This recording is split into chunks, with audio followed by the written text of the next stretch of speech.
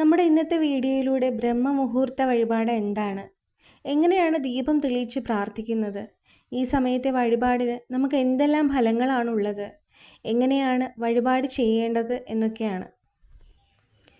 സൂര്യോദയത്തിന് മുൻപേ 1 മണിക്കൂർ 36 മിനിറ്റ് ആ ഒരു സമയം, അതായത് സൂര്യോദയത്തിൻ്റെ 1 മണിക്കൂർ 36 മിനിറ്റ് തുടങ്ങുന്ന സമയത്തെയാണ് ബ്രഹ്മമുഹൂർത്തത്തിൻ്റെ ആദ്യ ആരംഭ സമയമായി കണക്കാക്കുന്നത്.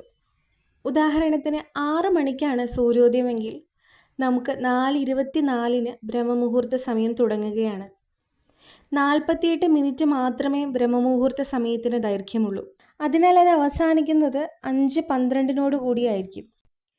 ചില ദിവസങ്ങളിലാണെങ്കിൽ സൂര്യോദയത്തിനനുസരിച്ച് വ്യത്യാസങ്ങളും വരാറുണ്ട്. നിങ്ങൾ ഈ സമയങ്ങളൊന്നും കൃത്യമായി എടുക്കേണ്ട കാര്യമില്ല. മറിച്ച് 4:30 തൊട്ട് 5:15 വരെയുള്ള ഈ സമയം നിങ്ങൾക്ക് ബ്രഹ്മമുഹൂർത്ത സമയമായി കണക്കിലെടുക്കാവുന്നതാണ്. കാരണം നമുക്ക് ഈ എല്ലാ ദിവസവും ഒന്നും ഈ സമയം കൃത്യമായി നോക്കി ദീപം വെക്കാൻ സാധിച്ചെന്ന് വരില്ല.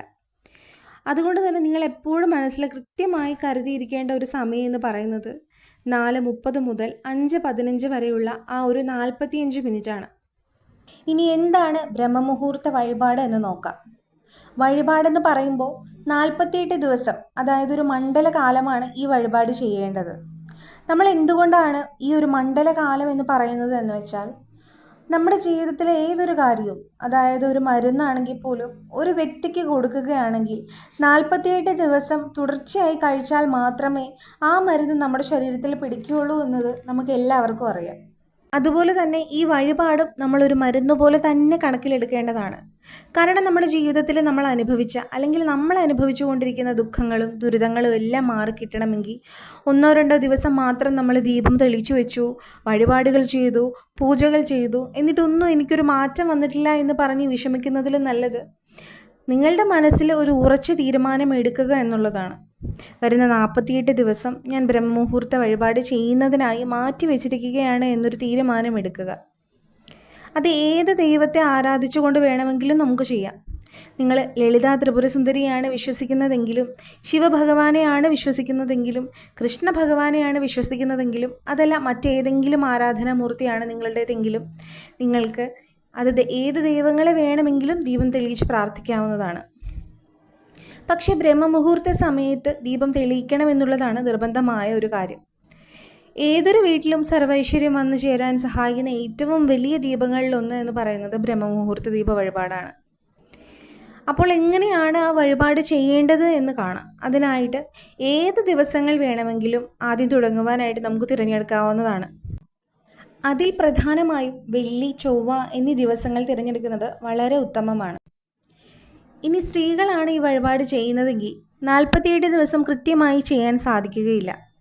ആർത്തവത്തിൻ്റെ 7 ദിവസങ്ങൾ വിട്ട് ബാക്കിയുള്ള ദിവസങ്ങൾ കണക്കിലെടുത്ത് നമുക്ക് ആദ്യം ചെയ്തതിൻ്റെ തുടർച്ചയായിട്ട് ചെയ്യാവുന്നതാണ്. ഇനി വെള്ളിയാഴ്ചയാണ് നമ്മൾ തുടങ്ങുന്നതെങ്കിൽ വെള്ളിയാഴ്ച 1-ാം ദിവസമായി കണക്കിലെടുക്കാവുന്നതാണ്. അതിനായിട്ട് വ്യാഴാഴ്ച തന്നെ നമ്മൾ വീടും പരിസരവും ഒക്കെ വൃത്തിയാക്കി വെക്കണം. വിളക്കുകളൊക്കെ കഴുകി പൂക്കളൊക്കെ കൊണ്ട് അലങ്കാരമൊക്കെ ചെയ്ത് വെക്കാം. തലേ ദിവസം തന്നെ പൂജാമുറി വൃത്തിയാക്കി, പൂജാമുറിയിൽ അല്ലെങ്കിൽ നമ്മൾ ഏത് സ്ഥലത്താണ് വെക്കാൻ ഉദ്ദേശിക്കുന്നത് ആ സ്ഥലം വൃത്തിയാക്കി നമുക്ക് വീട്ടിലുള്ള പൂക്കളൊക്കെ പറിച്ചു വെക്കാവുന്നതാണ്. പിറ്റേ ദിവസം രാവിലെ ഒരു 4 മണിക്കെങ്കിലും എഴുന്നേൽക്കാൻ ശ്രമിക്കണം. ഈ 4 മണിക്ക് കുളിച്ച് ശുദ്ധിയാവുക. അങ്ങനെ ശുദ്ധിയാവാൻ പറ്റാത്തവർക്ക്, അല്ലെങ്കിൽ എന്തെങ്കിലും ശാരീരിക അസ്വസ്ഥതകളുള്ളവർക്ക് കൈയും കാലും മുഖവും കഴുകി വിളക്ക് വെക്കാവുന്നതാണ്. നിങ്ങളുടെ ഏതെങ്കിലും ഒരു ആഗ്രഹം മനസ്സിൽ കരുതി 48 ദിവസം നിത്യവും നിങ്ങൾക്ക് ദീപം തെളിയിക്കാവുന്നതാണ്. ഇതിനിടയ്ക്ക് വീട്ടിൽ നിന്ന് നമുക്ക് മാറി നിൽക്കേണ്ട ഒരു അവസ്ഥ വരികയാണെങ്കിൽ വീട്ടിലെ മറ്റാരെക്കൊണ്ടെങ്കിലും നിങ്ങൾക്ക് വിളക്ക് കത്തിക്കാവുന്നതാണ്. ഇനി എത്ര ദീപം തെളിയിക്കണം എന്ന് നോക്കാം. ഒരു വീട്ടിൽ ഒരു ദീപമായിട്ട് വിളക്കുകൾ തെളിയിക്കാൻ പാടില്ല. കാരണം തുണൈ ദീപം എന്നൊന്നുണ്ട്. അതായത് ഒരു ദീപത്തിന് തുണയായിട്ട് വേറൊരു ദീപം കൂടെ നമ്മൾ തെളിയിക്കണം. നമ്മൾ പൂജാമുറിയിൽ നിലവിളക്ക് തെളിയിക്കുകയാണെങ്കിൽ പോലും അതിനടുത്തൊരു മൺവിളക്കിലോ മറ്റോ ഒരു ചെറിയ ദീപം കത്തിച്ച് വെക്കണം. നിങ്ങൾക്ക് ഈ ബ്രഹ്മമുഹൂർത്ത വഴിപാട് ചെയ്യണം, ദീപങ്ങൾ തെളിയിക്കണമെന്നുണ്ടെങ്കിൽ 5 ദീപങ്ങൾ തെളിയിക്കണം. എന്തിനാണ് നമ്മൾ 5 ദീപം തെളിയിക്കുന്നത് എന്നാൽ, പഞ്ചേന്ദ്രിയങ്ങൾ 5ആണ്, പഞ്ചഭൂതങ്ങൾ 5ആണ്, ശിവഭഗവാന്റെ പഞ്ചാക്ഷരി മന്ത്രങ്ങളും 5ആണ്. അതിനാൽ നമുക്ക് നമ്മുടെ എല്ലാ വിധത്തിലുള്ള ആഗ്രഹങ്ങളും നേടിയെടുക്കുവാൻ നമ്മുടെ പഞ്ചേന്ദ്രിയങ്ങളെ നമ്മുടെ കൺട്രോളിൽ കൊണ്ടുവന്ന് നമ്മുടെ ആഗ്രഹങ്ങളെ ഫലവത്താക്കുവാനും നമ്മൾ 5 ദീപങ്ങളാണ് തെളിയിക്കേണ്ടത്. ഇനി ഏത് ദിശ നോക്കി ഈ ദീപങ്ങൾ തെളിയിക്കണമെന്നാൽ അത് കിഴക്ക് ദിശയോ വടക്ക് ദിശയോ നോക്കി നമുക്ക് തെളിയിക്കാവുന്നതാണ്. ഇനി ഈ 5 വിളക്കുകളും എന്നും ഒരേ സ്ഥലത്ത് തന്നെ വെക്കണോ എന്നൊരു സംശയമുണ്ടാകാം. നമ്മുടെ പൂജാമുറിയിലാണ് നമ്മൾ വിളക്ക് കത്തിക്കുന്നതെങ്കിൽ എന്നും അവിടെ തന്നെ വെക്കുന്നതാണ് നല്ലത്. 5 ദീപം കിഴക്ക് ദിശ നോക്കി കത്തിക്കാവുന്നതാണ്. നമ്മുടെ പൂജാമുറിയിൽ നമ്മൾ സാധാരണ ദിവസങ്ങളിൽ ദീപം തെളിയിക്കുമ്പോൾ എന്തെല്ലാം കാര്യങ്ങൾ ശ്രദ്ധിക്കുന്നുണ്ടോ ആ വിധത്തിലുള്ള എല്ലാ കാര്യങ്ങളും ബ്രഹ്മമുഹൂർത്ത വിളക്ക് വെക്കുമ്പോഴും ചെയ്യണം. നമ്മൾ വേഗം ഒരു വഴിപാടിന് വേണ്ടി തെളിയിച്ച് വെച്ചതുകൊണ്ട് ഫലം ലഭിക്കില്ല. നമ്മുടെ ജീവിത വിജയത്തിന് വേണ്ടി, നമ്മുടെ ആയുസ്സിനും ആരോഗ്യത്തിനും വേണ്ടിയാണ് നമ്മൾ ഇത് ചെയ്യേണ്ടത്. ഈ സമയത്തിനുള്ളിൽ തെളിയിക്കണം എന്ന് പറഞ്ഞിട്ടുണ്ട്, അതുകൊണ്ട് ഞങ്ങൾ ദീപം തെളിയിച്ചു എന്ന് പറയുന്നതിനേക്കാൾ നല്ലത് ആ ദീപം നമ്മൾ തെളിയിക്കാതിരിക്കുന്നതാണ്. നമ്മൾ ദീപം തെളിയിച്ചു കഴിഞ്ഞാൽ നമ്മുടെ മനസ്സ് ഏകാഗ്രമായിരിക്കണം. നമ്മുടെ പ്രാർത്ഥനകളിൽ വിശ്വാസമുണ്ടായിരിക്കണം. അതുപോലെ തന്നെ ഭഗവാനിൽ ഭക്തി ഉണ്ടായിരിക്കണം. ഇനി ഈ സമയത്ത് നിങ്ങൾ ദിവസവും ചൊല്ലുന്ന മന്ത്രങ്ങൾ ജപിക്കാവുന്നതാണ്. പ്രത്യേകിച്ച് മഹാലക്ഷ്മി അഷ്ടകം. മഹാലക്ഷ്മി അഷ്ടകം ജപിക്കുന്നത് വളരെ ഉചിതമാണ്. ഈ സമയത്ത് നമ്മൾ ചൊല്ലുന്ന ഏതൊരു മന്ത്രങ്ങൾക്കും പരിപൂർണ ഫലമാണ് ഉണ്ടാകുന്നത്. ആദ്യമായി ചെയ്യുന്നവർക്ക് ബുദ്ധിമുട്ടുകൾ പലതും ഉണ്ടായേക്കാം. പക്ഷെ നിങ്ങൾ തുടർച്ചയായി ചെയ്യുമ്പോൾ നിങ്ങൾ തന്നെ അറിയാതെ നിങ്ങൾക്ക് ആ സമയത്ത് ഉണരുവാനും ഈ വഴിപാടുകൾ തുടരുവാനും സാധിക്കുന്നതാണ്. അതിനുള്ള ദൈവാനുഗ്രഹം നമ്മളിലേക്ക് വന്നു ചേരുകയും ചെയ്യുന്നതായിരിക്കും.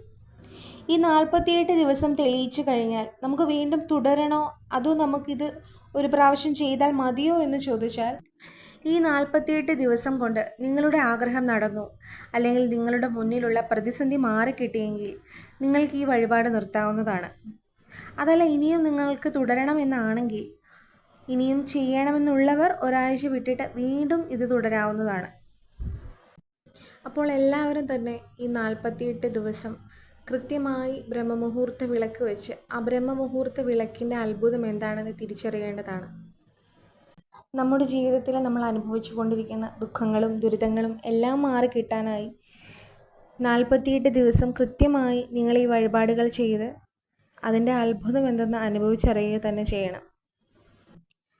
അപ്പോൾ ഈ വീഡിയോ കാണുന്ന എല്ലാവർക്കും ബ്രഹ്മമുഹൂർത്ത വിളക്ക് കൃത്യമായി എടുക്കാൻ സാധിക്കട്ടെ എന്ന് പ്രാർത്ഥിക്കുന്നു. ഈ വീഡിയോ നിങ്ങളുടെ മുന്നിലോട്ട് എത്തുന്നത് ബ്രഹ്മമുഹൂർത്ത വിളക്കിൻ്റെ അത്ഭുതത്തെപ്പറ്റി ചിലപ്പോൾ നിങ്ങളെ അറിയിക്കാനായിരിക്കും.